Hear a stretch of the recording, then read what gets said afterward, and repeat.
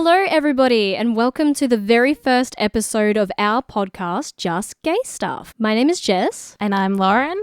And we've decided to do this podcast because we looked at the amount of gay content coming out of Brisbane where we live. Yes. And there isn't a lot. No. And it's to provide like just a fun atmosphere, to have friends. I think like that safe haven really with your besties hanging out and chatting. Yeah, we're hoping to provide that for you, Yeah. I suppose. Yeah.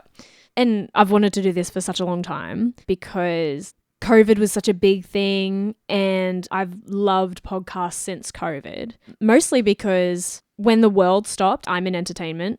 My job went first. Your world essentially stopped. My world stopped. And we were at home. Everyone was at home for such a long time and everyone else's jobs went back and mine didn't. And then you felt alone. When I started listening to podcasts, I started listening to true crime because who doesn't love a true crime podcast? But it was less about the stories they were telling and more just having voices to kind of keep you company. And so I guess my wanting to do this podcast is to provide that for other people. I think I'm very similar in that way. I found I was very isolated when it came to COVID and with my whole finding out like coming out stories and everything, which we will get into. You sort of find like, oh, I wish I had that support. I wish I had that safe haven, that safe space that hopefully you and I can provide for the community out there. So we are gay. Yes. And in a relationship. Yes. And we haven't known each other that long. No. So we're delving into this experience together. And I guess one of the big things that we can provide from this podcast and to our listeners is everyone getting to know us and us getting to know each other in real time. Literally getting to know each other even more so in real time. Which is a bit crazy. It is a little bit. Like really crazy. Why not? It's podcast at first sight. Yeah, love it. Should have named it that. Oh, damn. No, we've done a lot of branding. Do we want to tell like how we met? And then, yeah. Do you want to take the lead on that one? Sure. We started both in a very odd space. We both had come out of recent relationships. And I know for me personally, I wasn't looking for anything. And I just sort of was scrolling Tinder up and down. You know, you do the usual delete, download, blah, blah, blah. Then just went on, it went okay. Sort of went on. I just was like, I'm just going to be as honest as possible. I know in past relationships I never was. I was very insecure and quite shy. And this time I was just like, you know what? Fuck it. I was like, yeah, whatever. And I just put everything down. I was like, this is me, take it or leave it. Swiped on you. Saw like the most beautiful woman ever. Lies. Not lies at all. And was like, there is no way this cool girl would ever go for me. And then eventually we matched and sort of got to know each other a little bit better and worked out we had a mutual friend. Yeah, we messaged. I remember your profile and I remember I swiped on your profile because you were one of the only profiles that had a picture of you without makeup on. Or a filter. And, you know, these days dating is so hard and coming out of my relationship, it was such a scary thing to think about going back into the dating pool. It was terrifying. It's intimidating. I was terrified because how do you know if there's going to be someone else out there for you, especially when you thought the person you were with was the person for you? Yeah. So that was really intimidating. And I remember specifically I swiped on you because you didn't have a filter. Or, well, I mean, you did, but one of your photos specifically, there was no filter and there was no makeup. Yeah. And I remember thinking, that is so brave, especially in the world that we live in today, where everyone can be, not everybody, a lot of people can be so obsessed with self-image, and especially with all these trends going around where, you know, that's media for you, unfortunately. Yeah. I think we've had that programmed into our brains. Yeah, so I think that we're not beautiful enough or we're not pretty enough to put our genuine selves out there. Yeah. But I thought that was so almost knew exactly what I was getting because, you know, I think we've all been there where if it's now or if it was back in the day dating, you've swiped on somebody and you think they look like their picture and then you meet them and they look nothing like their picture. Yeah. And I'm not saying like they were a 60-year-old dude. Yeah, no, but different. Just different. Not what you were expecting. I still didn't know what to expect when I finally met you. No, neither. But at least I had that portrayal of you that didn't involve all this makeup and all these filters that gave me a false representation of who you were. Yeah. I think we also have such a unique story in the sense of when we first sort of met each other, when we eventuated to going on that first date after, you know, having our mutual friend corroborate that we're both great people and everything. Yeah. We both weren't looking for anything, and we were both like, oh yeah, this is just a fun date, whatever. And I know that at the time we were both like, oh, you know, this could just be like a one-time thing, whatever. Like we didn't think anything more would come off of that date initially. I was very raw coming out of my past relationship because I'd only been out of that for 2 months. Yeah. And, you know, signing up to Tinder and other dating apps, not that I used any, I used one other and I can't even remember what it was called, but I knew that I was maybe doing it too soon because I didn't really expect to find anything. No. But it was more just having someone to talk to. Regardless of meeting somebody, regardless of going on a date, regardless of finding what we just happened to find with each other, I 100% was only on there looking for people to just have a chat to. Yeah, to have a chat to. At the end of the day, you know, it's like having friends that you just say, hey, how was your day? Yeah, exactly. After a massive day of work. It's that comfort feeling, really. And especially, you know, it's an outsider's opinion when, you know, you can't sort of express how you're feeling at the time to your actual friends because they won't get it. They'll just be like, you know, everything's okay sort of thing. And then you get to meet someone. And I think you and I related in that way in terms of friendship to begin with, because we both had similar stories in our past relationships and breakups to be like, oh, okay, this is how we're feeling at the moment. So I think that's also how we connected a little bit. And I tried to be so honest in my profile, especially when it came to saying that I was fresh out of a relationship. I wasn't looking for anything specifically. Same. I just wanted literally to find someone to talk to that might relate to me on a level. And you were so honest. And I think that's initially what also drew me to your profile, was not only that I think you were attractive in your photos, but especially because, you know, you're my type, but also because of how honest and how rare it was to see, okay, sure, just out of a relationship. And I think because I had a similar mindset to you at the time, I was like, oh, this is great. We will get along because of this reason. I was really surprised with how forthcoming you were with giving your number out straight away. That was one of the other things. I was like, damn, this girl is really trusting. Yeah. Because Probably too trusting. But lucky it was me and not a creeper. Not a serial killer. Yeah. But then so we started texting, and I think we were texting for... It wasn't long. I don't think it was too long. Maybe before like 2 weeks. 2 weeks, yeah. Yeah.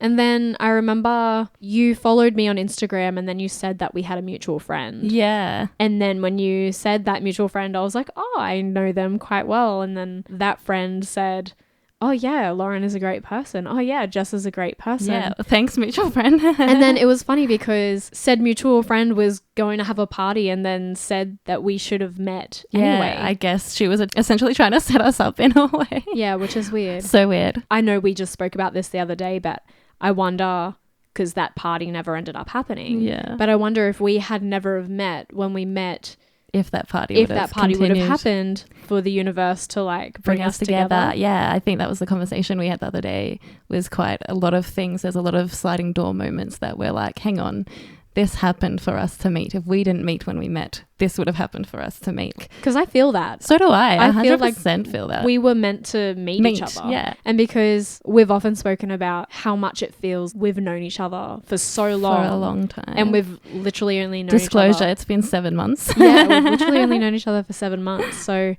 that's really not a long time, but it feels like 7 years. Well, to be fair, in the community we're in. To be fair, gay. Gay. Still, I've not felt that kind of neither. connection with someone else. Neither. Before. Which is wild. Mm-hmm. So wild. So wild. Super wild. So that's how we met. Yeah. And then we got to today. So we've done a lot. Yeah, we've done a lot in the short of amount of time. I mean, we haven't moved in together yet. No, we haven't U-hauled. It's fine. Yeah. Calm down, guys. Although in saying that, I do spend most of my time here anyway. So would you call it a U-haul if we've started a podcast together though? Oh, that's don't know. Almost like having a child. Maybe we should ask the listeners what they think. Okay, so we've gone over how we met. Yeah. And we don't really need to bring it to how we got here today. No. But how did you get here to being the gaby that you are? The gaby. Yeah. I'm still considered a gaby. You I don't know. Yeah, probably. I think Well, I'm only your second gay relationship, right? yeah. Yeah. So then, yeah. And you're a gay bee. Gavy. We're still teaching her things, guys. Yeah, quite innocent over here. I think for me, it's been a very interesting thing. So for like the longest time, I identified as bisexual. I think from like 12 years old, I was always attracted Were you to out women. bisexual Yeah, though? yeah. Like your family knew? Yeah, my family Okay. and everyone knew that I was like attracted to both men and women. Tell me about that though. Like when did you tell Um, them that you were attracted to both? I think essentially at that 12 or 13, I mean, or probably around 13, which makes more sense now to the bullies that I had at the time. I remember girls coming up to me and calling me a lesbian and all this stuff. Little did I know that they were right. But when you're 13, you're still figuring stuff out. Yeah, of course. Even if you did feel like maybe you were that way inclined. Yeah. We'll get into this again, but This is a different topic. the word lesbian, we need to have a whole episode on why I hate that word. Yeah, and queer apparently. But let me explain quickly. It's just because those words have always had other meanings. It's never just been like, I love the word gay because its meaning has always meant happy before it was a derogatory term, whereas lesbian and queer have been used as derogatory terms for, such a long time, and it's only now that we're really starting to take the power back on that.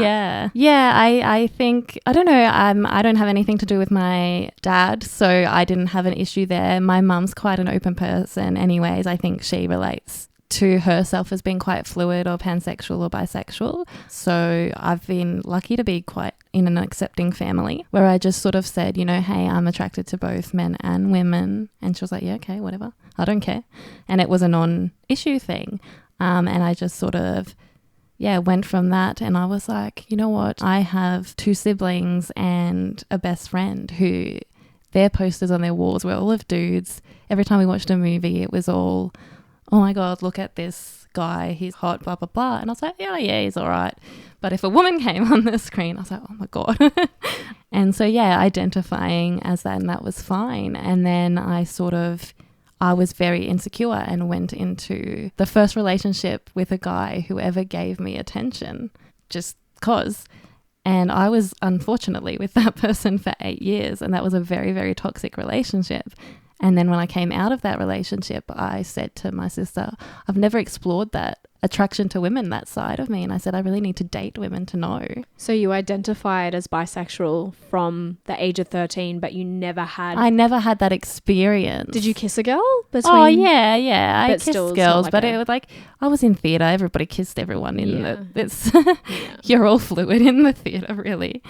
So I had kissed girls. I knew girls had crushes on me in like year 9 and stuff, but I wasn't ever in my first serious relationship until I was like 20, and that was with a man. And then again, I was with him for like 8 years of my life. And then when I left that toxic relationship, I went, hang on, I need to explore this other side of me, because I never gave my younger self a chance to explore that. Even though I had all the opportunity to, I just was never confident enough to do that. Mm-hmm.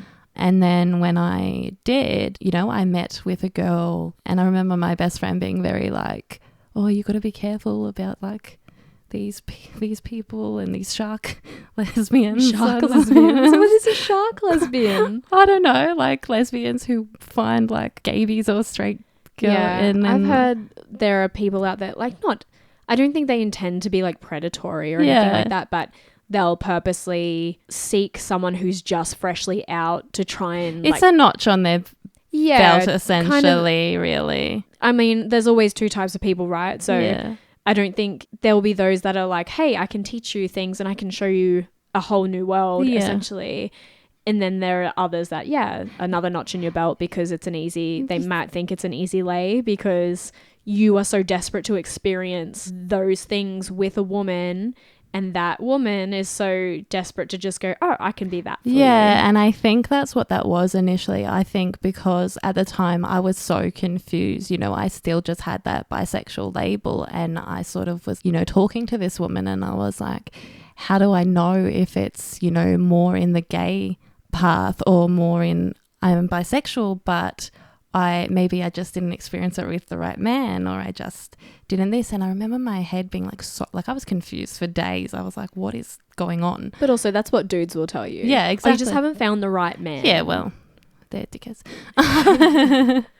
Yeah, so I was very confused, but I remember talking with her, and I think unfortunately at the time she was coming out of a relationship too, and I think I was that easy target for her to get her fix after the relationship she was in. And she was the first woman I slept with, but then after I slept with her, it was like all these light bulbs went off in my head. I was like, oh, that's what sex is supposed to feel like, and this is what this is supposed to be like. And I just, so many moments, I was like, all this clarity suddenly rushed in, and I was like, right, gay. So regardless of her potentially being a lesbian shark, Yeah. She at least like opened up sexual exploration for you. Yeah, 100%. She opened up that window of sexual exploration, and I think that was the biggest thing for me. I think I knew I had all those signs previously. I just had never allowed myself to explore that. And once I did, I was like, oh, this makes so much more sense. Everything else works now. It's clear. Yeah. Crazy. Yeah. And then that's me.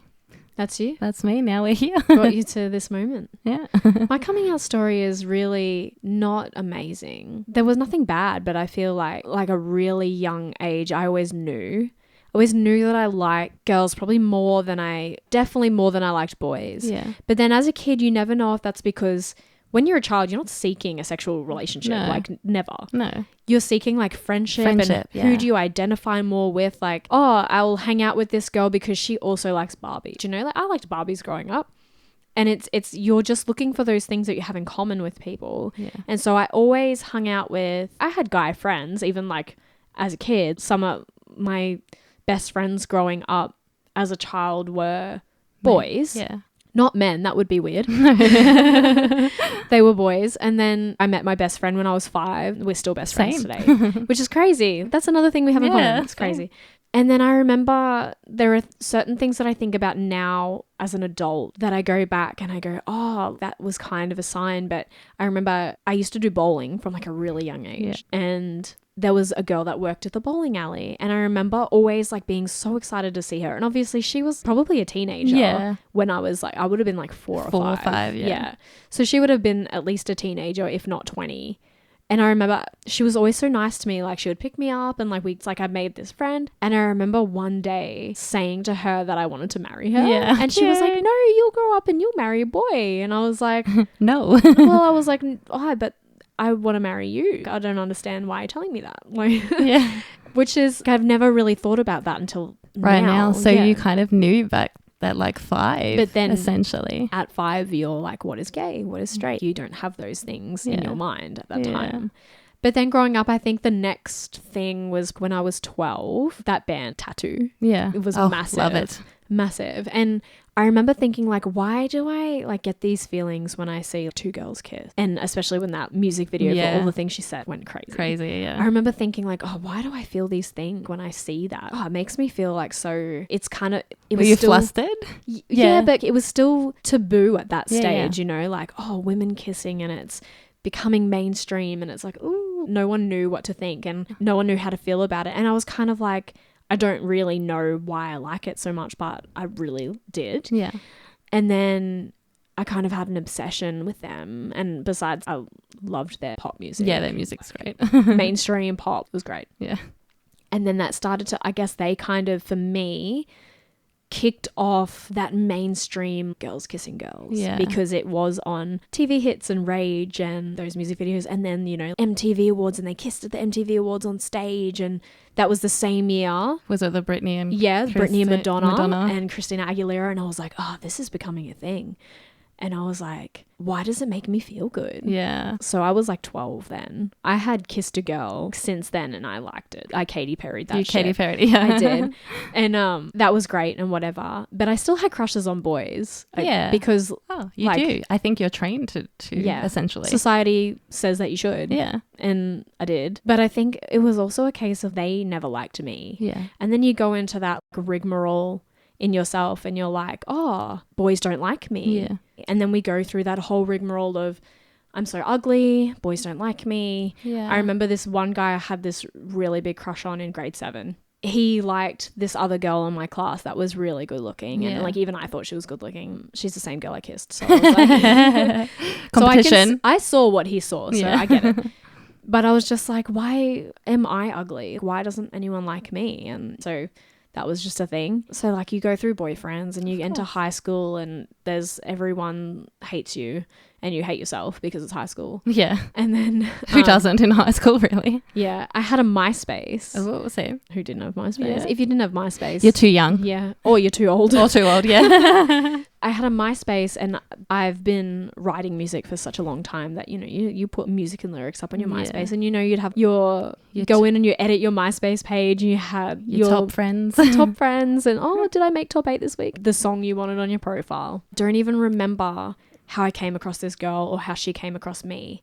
But there was this, if you're a true gay bee or a true gay, back in, what year was this? 2006. Oof. I want to say 2006. There was this American show called South of Nowhere. Have you heard of it? No, I have not. Because you're a gay bee. I am a gay bee. I need you to watch all of these yes, things. you need to show me these things. That's right. We'll save it for pod episodes. And this girl messaged me. There was this character on that show called Ashley Davies. Yes. Who was hot as fuck. Like hot as fuck. And I remember being obsessed. But it was like, at that time, you're kind of more aware about people realizing what you're thinking about or what you like. So you're like, I don't want to be outed or I don't want to. Yeah. And at that time, I don't really think I thought that I was gay, but I knew that I liked girls You as liked well girls, as boys. yeah. And so this girl on MySpace messaged me and she's like, you look like Ashley Davies. And I was like, how does she know who Ashley Davies is? I was Thank like, you. How do you know this? And I did not look like Ashley Davies, but that was such a massive compliment. And so my first response was, how do you know who Ashley Davies is? Do you watch South of Nowhere? Oh my God. And so then we started to bond over that and we would talk. And then she also played music. Oh, wow. And she was out there doing the thing. We were the same age, but she was out there gigging and she was playing at pubs and stuff. And she'd sent me a couple of her original songs and they were pretty good. And then one of my favorite bands of all time was playing at QPAC in Brisbane. And she was going to go because she also liked them. We just kind of connected over all these things. Yeah. So we met for the first time and I didn't see any of the concert because we were just in the park making out. Yeah. Nice. And it was kind of at that time, it was I still felt wrong. We weren't allowed to. Because it was taboo. Yeah, you weren't allowed to just be who you are and make out with someone in public because PDA is still not for everybody. But I still felt like we had to kind of hide. Yeah. And then anyway, we would stay at each other's houses every couple of weekends. And we weren't in a relationship though. We were never in a relationship. And I think that might have come from the fact that both of us were kind of unsure if, we knew we were enjoying what we did. Yeah. But we were kind of unsure of if that was what we wanted or... Yeah. And then I ended up liking this guy in my music class. And so I dated him and then I graduated. And we still stayed friends and then I broke up with him and then things, I don't know. Yeah. From there, I dated other guys and I remember when I was with this person I met on MySpace, that's when I told my mom, I think I really like her. Did your mum react in a certain way or not really? Nah, she was kind of just whatever. Yeah. Same. But I think, you hype yourself up to be oh my God, it's going to be such a big deal. Yeah. And I never knew when to tell her I think, I like girls.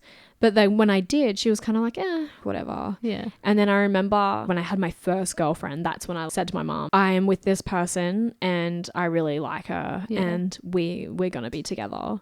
My mom was like, okay. Yeah. She just learnt who I was from there. Yeah. And there was never any question after that. I think that's where, you and I can both be quite grateful. There's some people out there whose families aren't as accepting as ours. I had friends be kicked out for coming out to their parents, and I had a friend live with me for 6 months. Yeah, it's horrible. And that was that made you grateful. It does. For the environment that you were with. But here we are on this podcast. We're providing this environment for you. If you are going through something crazy, we are hoping to provide a safe space where you are heard and validated. Where your besties come and hang out with us and listen. Yeah. We can be that voice in the background that comforts you because we've been through it. Yeah. And maybe not on the same level, but we know what it's like to, there's one thing about you come out to your parents, and that's probably the biggest step that you have. But the misconception is you end up coming out for the rest of your life. So many times. You start a new job.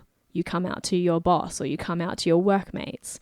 You go to a party. Oh, you and your husband, you and your boyfriend. No, sorry, it's my girlfriend or my wife or my partner. You go to an appointment with your doctor and it's, are you having sex? And it's like, oh yeah, but I'm gay. You continuously come out so many times in your life. You do. It's never just one and done. Never just one and done. It's important to have these conversations and really recognize that you are who you are. Yeah. And that's okay. And that's absolutely fine. That's awesome. I think we've covered us coming out. Yeah. How we got here. How we met each other. How we met each other. How we're on like this podcast is our baby. This podcast is our baby. And we'll see if we mother it right. Hopefully. Fingers crossed. Hopefully people like our child. And we have thousands more children hanging out with us. That's weird. Now you're getting weird. Okay, sorry. Well, I think, does this cap us off for like first episode? Just a little like get to know us session? Yeah, I think so. Unless you have anything fun installed for us. No, I don't. No. But we hope that you've enjoyed this first get to know us episode, and we're hoping to provide so many more episodes in the future. Like, this is going to be a long running thing. Hopefully you guys like what you hear from us, and we will continue to bang out some episodes. Yeah, it'll be super ongoing. And definitely let us know if you want us to talk about a certain subject. Yeah, if you have any questions or anything. If you want our opinion on certain things. If you want us to review specific gay shows or music. Gay shows. Yeah. Yeah, let us know. Hit us up. And yeah, we'll talk about it. Yeah. We can talk about it all together. Yeah. It'll be like we're all traveling in the car, having one big convo. Love it. Okay, guys. Well, thanks for listening. And we hope that you join us again. Yeah. See you soon. Stay gay, motherfuckers. I'm talking about, you're talking about, we're talking about just gay stuff. Thanks for joining us on another episode of Just Gay Stuff. Make sure to follow us at Just Gay Stuff Podcast on all your socials, and write to us with your stories at justgaystuffpodcast@gmail.com.